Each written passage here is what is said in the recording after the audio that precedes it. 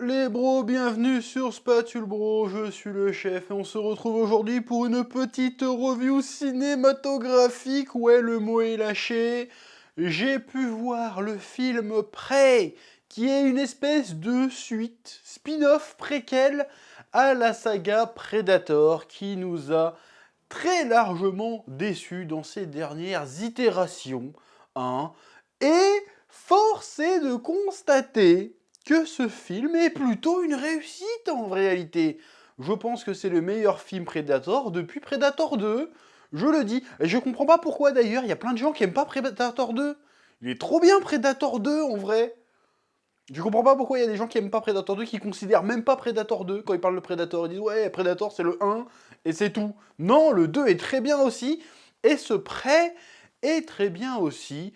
C'est de quoi nous allons parler aujourd'hui. Oui.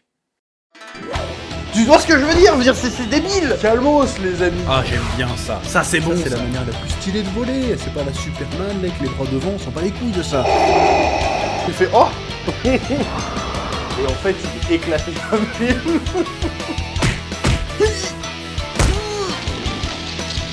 Je sais pas ce qui m'a pris là. Là, j'ai craqué. Bon alors déjà, on va poser les bails au clair. En vrai, ce film me faisait peur. Il me faisait un peu peur parce que je me suis dit, comme par hasard, l'époque, tout ça, tu te dis, hey, le héros du film c'est une héroïne. Tu te dis, bon, peut-être que le film va être un petit peu woke sa mère, tu vois. Et encore, c'est pas le problème d'être woke, c'est une question de dosage, tu vois. Le problème, c'est qu'avec les trucs woke, aujourd'hui, je vais être encore catégorisé pour dire ça, mais c'est ce que je pense, donc je le dis. Le problème, c'est pas que c'est woke, le problème, c'est que c'est trop woke et ça devient de la propagande. Tu sais, il n'y a plus de nuance, il n'y a plus de recul, on te laisse pas le temps de réfléchir à ce qu'on te montre, c'est vas-y, pense ça, c'est un petit peu relou. Moi j'ai rien contre le woke quand c'est bien fait, quand c'est fait avec justesse, quand c'est fait avec nuance. Et force est de constater que le film n'est pas du tout dans ce délire-là. Alors on pourra arguer que oui, peut-être un petit peu, mais franchement on s'en fout. Le film est réussi. Le film revient vraiment à l'origine du concept du Predator, c'est-à-dire qu'on part plus dans des délires, ouais, il y a des méga Predators, machin du chouette, non, on revient aux racines. Les racines des films Predator, c'est quoi? C'est, il y a le Predator, il y a le héros, c'est celui qui butera l'autre en premier qui aura gagné. C'est la chasse, c'est ça. Et en fait, si t'as jamais vu de film Predator, que tu connais rien du tout à Predator, tu peux voir Prey, en fait, parce qu'on te réexplique le concept. Et on te le réexplique pas en mode, comme il faisait à un moment donné. Bon, c'est ça qui est un peu chiant dans le 2. Mais en même temps, c'est logique dans le 2, parce que voilà, bref. Dans le 2, ils t'expliquent, ouais, les Predators, ils viennent tous les je sais pas combien de temps, dès qu'il y a des conflits, ils se ramènent et tout, où ils expliquaient un petit peu le truc. Là, en fait, tu comprends, et c'est expliqué par la mise en scène, par la narration du film. Et du coup, c'est beaucoup plus efficace, et tu comprends le concept, exactement comme dans le premier film, où c'était pas, ouais, c'est un extraterrestre, machin, c'est on comprend que c'est un extraterrestre, on comprend qu'il chasse, les mecs comprennent au fur et à mesure, c'est pas juste un scientifique qui arrive et qui vient tout nous expliquer. Voilà. Donc, ça, j'aime bien, en fait. Tu peux considérer comme étant le premier Predator, ou en tout cas, la première chasse des Predators sur Terre, a priori, même si je trouverais ça étonnant que ce soit la première chasse, mais bref. Et donc, il t'explique tout le concept. Donc, tu suis aussi bien le Predator, tu le vois beaucoup plus le Predator que dans les autres films, par contre. Parce que dans le 1, le Predator, tu le vois très peu, finalement. Dans le 2, tu le vois beaucoup plus. En fait, ouais, si, ce film, il ressemble un peu plus à Predator 2, mais dans un petit peu le contexte de Predator 1. Ça se passe dans une jungle, en pleine nature, man versus wild, tu connais les bails. Ce qui est intéressant dans le film, c'est que tu suis à la fois le Predator, et tu suis l'héroïne qui s'appelle Naru, je crois. J'ai peut-être des conneries, ou Naro, je sais plus comment ça s'appelle. On va l'appeler Naru, ça se trouve c'est pas du tout ça son nom, mais tant pis, on va l'appeler l'héroïne. On va l'appeler l'héroïne. Parce qu'en fait, ils ont un cheminement pareil. Tu vois que le Predator, il est largué par un vaisseau au début. Et tu sens que, vas-y, pareil, le Predator doit passer, on suppose, mais on le comprend en fait, qu'il doit passer aussi un rite initiatique en collectant les plus gros trophées qu'il y a sur Terre, en chopant le prédateur le plus dangereux sur Terre, et en le parvenant à en faire sa proie. Et dans l'héroïne, elle a le même cheminement, c'est-à-dire qu'elle elle veut devenir chasseuse, mais en fait on lui donne pas sa chance. Et c'est pas parce que c'est une fille, en tout cas c'est pas dit explicitement, c'est parce qu'en fait elle a pas encore fait ses preuves. C'est pour ça que j'avais peur qu'on soit dans un film en mode non mais les femmes ont rien à foutre à la chasse, c'est pas de ça, en tout cas c'est pas comme ça que je l'ai compris. D'ailleurs son frère qui est le meilleur chasseur, le meilleur guerrier du village, qui est plutôt balèze, on en reviendra. D'ailleurs je l'ai pas dit mais je vais spoiler comme un bâtard très certainement dans cette review. Hein. Je vous le dis au bout de 3 minutes, mais je vais certainement spoiler. Donc si t'as pas vu le film, tu peux te barrer. De toute façon, là, j'ai rien spoilé, mais pour l'instant, j'ai rien spoilé, mais je vais spoiler après. Donc tu peux te barrer si t'as pas vu le film. Bref. Donc on lui explique en fait, mais non, le problème, c'est que c'est pas qu'on te fait pas confiance ou quoi que ce soit, c'est que tu n'as pas encore fait tes preuves. Donc pour être chasseur, faut faire ses preuves. Et elle est censée passer un rite. J'ai oublié le nom du rite. Elle est censée passer par une épreuve pour prouver qu'elle peut être une bonne chasseuse. Putain, j'ai du mal à parler, je suis mongolien là. Une bonne chasseuse, elle doit en fait chasser une proie. Attends, comment formuler cette phrase? Elle doit chasser un prédateur pour qui elle est la proie, en fait. Donc si par exemple elle arrive, elle bute un ours, c'est bon, elle a passé l'épreuve, parce que pour un ours, un humain est une proie. Ou si elle bute un tigre ou un lion, ou peu importe, parce qu'à un moment il parle d'un lion, mais c'est pas un lion, c'est une espèce de lion de montagne, une espèce de puma bizarre. Enfin bref, donc elle doit faire ça. Donc les deux ont un cheminement en parallèle plutôt sympathique. Et j'ai bien aimé le fait que ça soit vraiment une histoire de chasse, de prédation, c'est-à-dire que d'un côté, tu as le Predator qui est vraiment en mode combat, qui est plutôt vénère d'ailleurs dans ce film, qui a une apparence qui ressemble pour le coup au Super Predator qu'on voit dans Predator 3, on va dire, dans Predators. Le film où ça se passe sur la planète des Predators là. Mais le Predator arrive en mode vas-y, déjà il a pas un équipement aussi avancé que ce qu'on voit plus tard, parce que normal ça se passe genre 400-500 ans avant. Donc ça j'ai bien aimé le fait qu'il downgrade l'équipement des Predators par rapport à l'époque. Ça c'est pas mal, on a presque un Predator antique, on va dire, même si on n'est pas dans l'antiquité, mais t'as compris le délire, qui a pas les mêmes équipements, qui a le même équipement mais pas tout à fait mis au point. Genre il a son canon. C'est un canon sur le bras, pour le coup, normalement c'est un canon sur l'épaule qui sort, qui balance un gros truc de plasma. Là, à la place, il a un espèce de canon avec une flèche en métal qui gravite et qui est envoyé comme ça, genre superconducteur, tout ce que tu veux. Donc c'est un équipement très différent, enfin qui fait penser à l'équipement habituel du Predator, mais dans une version antérieure. Donc il n'a pas fait la mise à jour Windows 10, le Predator, tu vois. En plus, il est super balèze, il a très peu de pièces d'armure. Et j'ai bien aimé aussi la représentation du Predator, c'est-à-dire qu'il est méga balèze, mais en même temps, il est prenable. Parce que dans le premier Predator, il semblait quand même quasiment invincible. Même dans le 2, il semblait vraiment très très balèze, le Predator. Et là, non. Là, le Predator, en fait, à un moment donné, au début, il se bat avec un loup. Le loup, il le croque, le truc, il saigne, tu vois. Après, en fait, ce que j'ai bien aimé, c'est qu'à chaque adversaire, il adapte son style de combat et son armement. C'est-à-dire, il va se battre contre un loup, vas-y, je vais juste sortir mes griffes pour me battre contre un loup. Je vais me battre contre un lion, contre un ours. D'ailleurs, la scène de l'ours est vraiment très très stylée. Elle est beaucoup plus longue que ce qu'on voit dans la bande-annonce. C'est-à-dire qu'il fait un combat de lutte en mode Khabib contre l'ours. Le combat est trop stylé. Et en fait, il finit par le niquer, mais tu vois qu'il est balèze. Mais c'est vraiment un combat à main nue contre l'ours, quoi. Et l'ours, il le blesse. Donc le gars, il prend dans sa gueule. Donc le Predator est balèze.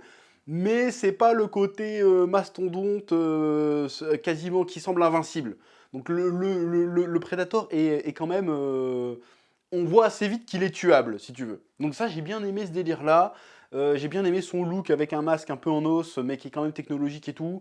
Donc franchement, le Predator est plutôt stylé dans ce film. J'ai bien aimé le traitement du Predator, où on suit vraiment, on comprend vraiment comment il pense, comment il chasse au fur et à mesure du film. Et ça, j'aime parce qu'en même temps qu'on découvre ça, et ben, l'héroïne qui est confrontée au Predator et qui le chasse aussi, bah, du coup, elle apprend au fur et à mesure ses forces, ses faiblesses, ses techniques de comment il chasse. Et ce qui est un peu ce qui est censé être de base les films Predator, c'est ça, c'est le héros ou l'héroïne, à force d'affronter le Predator et d'y survivre, commence à comprendre le pattern, à comprendre comment il pense, à comprendre comment il marche, et du coup, le prédateur devient petit à petit la proie, et là c'est plutôt bien fait dans ce film, parce que vraiment l'héroïne c'est pas une héroïne en mode j'arrive, je suis méga badass, je sais tout sur tout, même s'il y a le côté au début qui a dit hey, mais il y a un truc dans la forêt qui est pas normal, et que les gens ont fait ouais ta gueule cuisine, en vrai c'est une vraie réplique du film.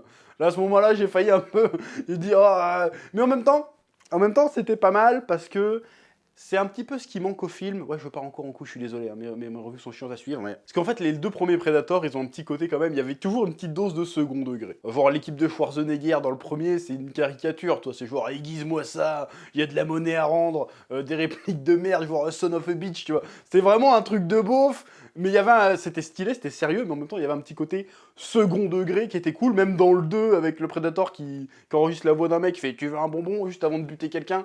C'était drôle. Il y avait quand même un petit côté second degré de temps en temps, one-liner, qui était cool. Voir quand le Predator il enlève son masque, il fait « T'as pas une gueule de porte-bonheur ?» Il dit « Voilà !» C'est aussi ça l'esprit Predator. C'est un peu ce qui manque à ce film, sauf à un moment donné, il y a un one-liner de merde où elle va rattraper les chasseurs. Hey, je viens vous aider à traquer le truc, je connais en médecine et tout. Le gars il fait, on n'a pas besoin de quelqu'un pour faire la cuisine. Voilà, c'est la seule réplique qui fait un peu too much, un peu one-liner pourri. Et c'est dommage qu'il n'y en ait pas plus, tu vois. Bon, en même temps, tu dis, c'est vraiment, ouais, c'est sexiste, machin.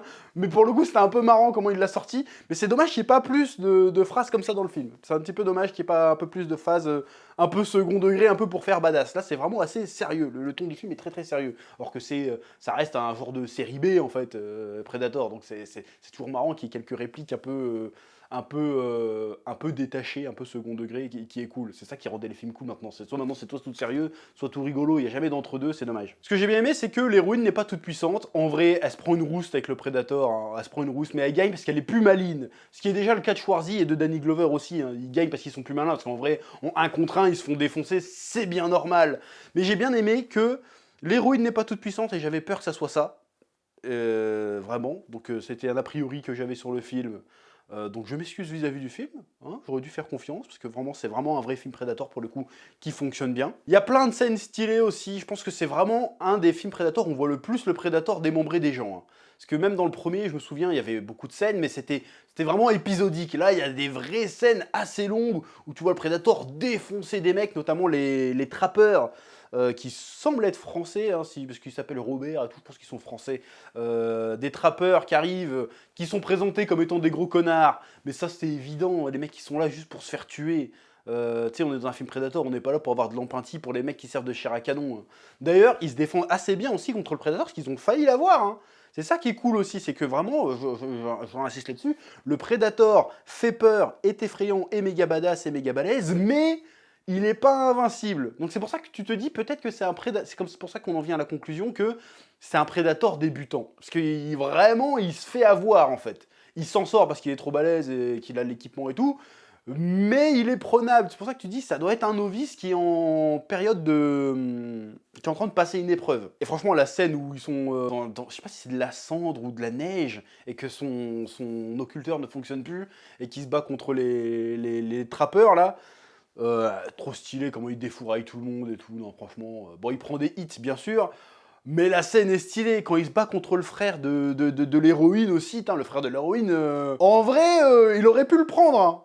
Il était pas frais le gars, tu vois, il aurait pu le niquer, mais il s'est plus ou moins sacrifié pour laisser la chance à sa sœur et tout, mais franchement il aurait pu le niquer, donc les combats sont très très stylés, le Predator est très très vénère, très très violent, pas invincible, mais très très vénère, très très violent, et le combat final est plutôt réussi, l'astuce de fin. En fait, ce que j'aime bien, c'est au fur et à mesure du truc, tous les trucs qu'elle utilise, l'héroïne, à un moment donné, payent à un moment donné. Il y a le côté foreshadowing de génie, le côté fusil de Tchekhov, qui est plutôt bien utilisé dans le film. C'est-à-dire qu'à un moment donné, en fait, elle utilise des plantes et des champignons médicinaux pour soigner les gens. Parce qu'il y a un mec qui s'est fait attaquer par un lion de montagne.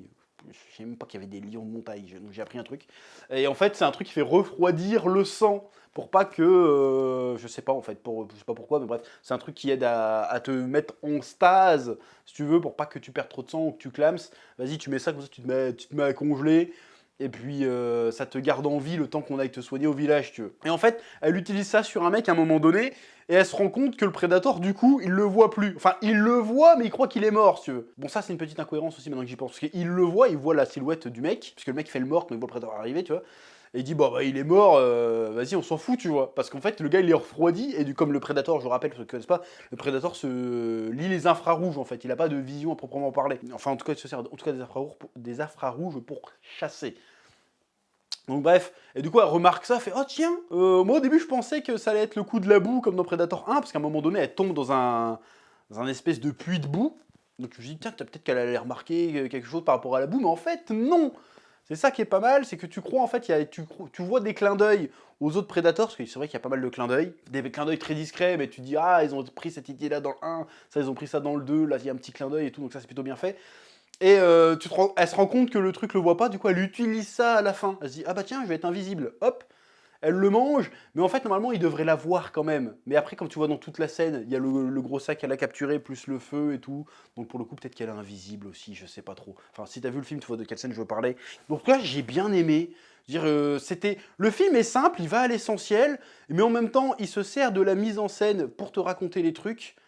Il n'y a pas d'explication d'où il vient le monstre ou truc comme ça, ils s'en foutent, ils disent même pas c'est un extraterrestre ou quoi que ce soit, elle dit merde, vas-y c'est une créature que je dois buter, je la bute, point.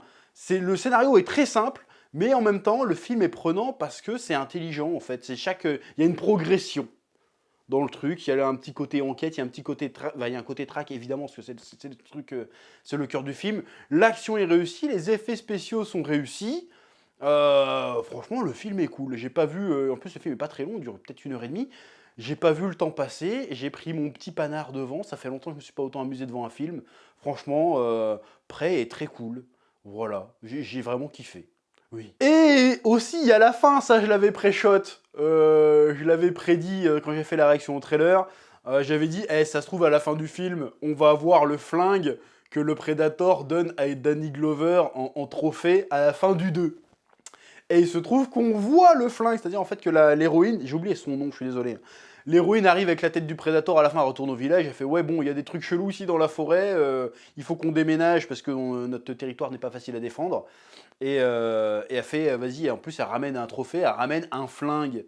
Et c'est le flingue que Danny Glover reçoit dans Predator 2, à la fin de Predator 2. Parce qu'à la fin de Predator 2, pour ceux qui l'ont pas vu, je vous spoil, il y a Danny Glover, il va dans le repère du Predator, dans le vaisseau du Predator, il dézingue le Predator, puis après il y a plein de Predators qui arrivent, et il fait au suivant. Tu vois, ce genre de réplique, c'est ce qui manque dans ce film en vrai. Parce que tu vois, Danny Glover il est à moitié défoncé, il fait kill tour, ou allez au suivant, tu vois, trop badass, tu vois, c'est trop bien. Et il y a le chef des Predators qui arrive et il fait bon bah t'as gagné, le gars a raté son épreuve, parce qu'on imagine que c'est une épreuve à chaque fois qu'ils viennent sur une planète chassée en fait. Vas-y, prends un trophée. Et le trophée, c'est le flingue de 1700, je sais pas machin là. Comment on appelle ça à l'époque? Un mousquet, je crois que c'est ça. Donc voilà, donc la question que je me pose maintenant, c'est est-ce qu'il va y avoir une suite? Et s'il y a une suite, est-ce que ça sera avec la même héroïne, le même personnage?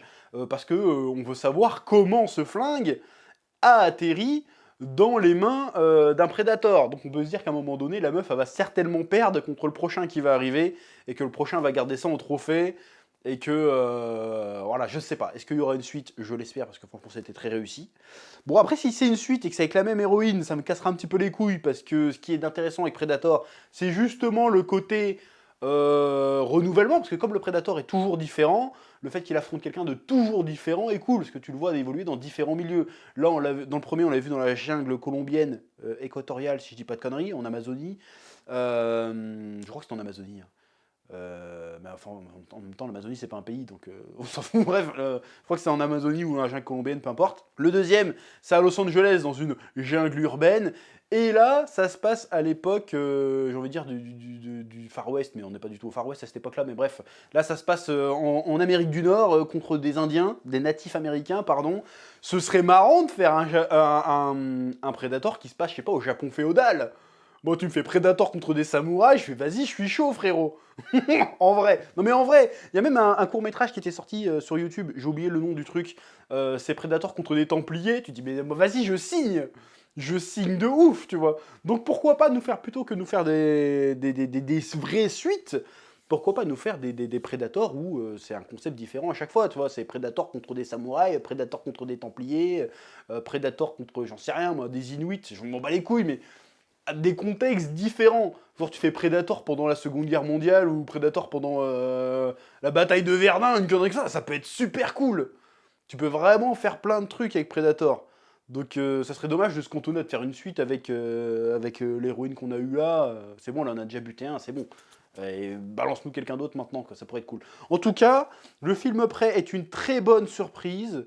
Encore une fois, je pense que c'est le véritable Predator 3, parce qu'il est vraiment très très bien.